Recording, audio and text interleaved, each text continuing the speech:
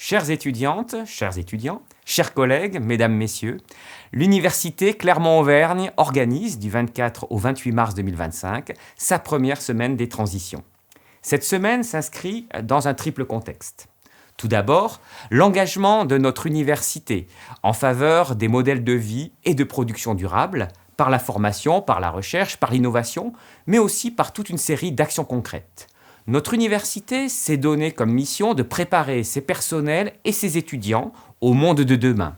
C'est une université qui accompagne et anticipe les différentes transitions qui sont nécessaires pour aborder justement ce monde de demain. Toutes les transitions d'ailleurs, qu'elles soient environnementales, énergétiques, sociétales, numériques ou sanitaires. Le deuxième contexte, c'est celui du déploiement de notre schéma directeur développement durable et responsabilité sociétale qui a été élaboré à l'issue d'une vaste concertation au cours des dernières années et qui a été validé par notre conseil d'administration en décembre dernier. Ce schéma directeur vise notamment à développer la culture de la participation et les liens justement au sein de notre communauté en faveur du développement durable. Et justement, cette semaine des transitions apparaît comme un des livrables de ce schéma directeur. Et puis, le troisième élément de contexte, c'est l'inscription de l'Université Clermont-Auvergne dans un réseau qui s'appelle l'Initiative. C'est un réseau d'universités qui, comme l'Université Clermont-Auvergne, ont été labellisées ICIT autour d'un projet qui vise à développer le positionnement de nos universités dans le cadre territorial, mais aussi en lien avec des grands enjeux sociétaux et environnementaux. Ce sont des universités qui recherchent l'excellence non pas comme une fin en soi, mais qui recherchent l'excellence pour la force d'impact que cela leur donne, pour transformer la société et préparer un avenir désirable. Et c'est donc dans le cadre de ce réseau d'universités, l'Initiative, que cette semaine des transitions est organisée.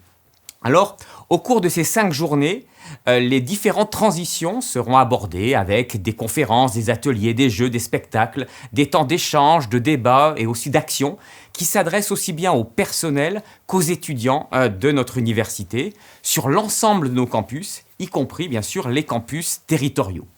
Le lundi, ce seront des manifestations consacrées à la transition écologique, avec notamment l'organisation d'ateliers, fresques du climat, Mater en 180 minutes, avec également une rencontre avec les étudiants sur la thématique de l'eau.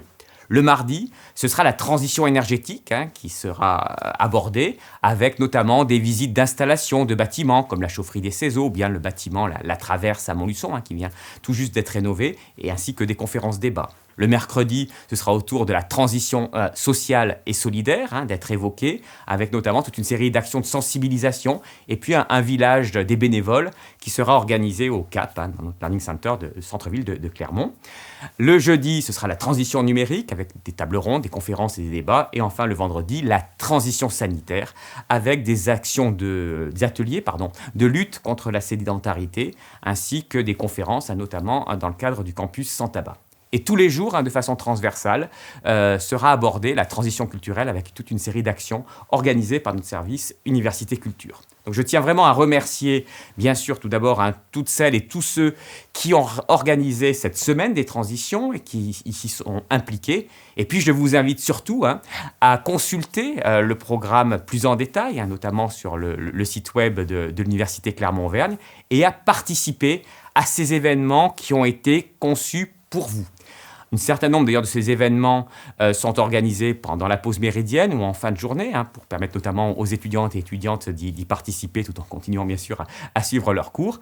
Et je tiens aussi à rappeler que les personnels seront libres de participer à l'ensemble de ces manifestations sans avoir à solliciter d'autorisation d'absence, car les enjeux qui sont liés à ces transitions sont l'affaire de tous et de toutes, collectivement, mais aussi de chacune et de chacun à titre individuel. Donc, je vous souhaite à tous et à toutes une excellente semaine des transitions.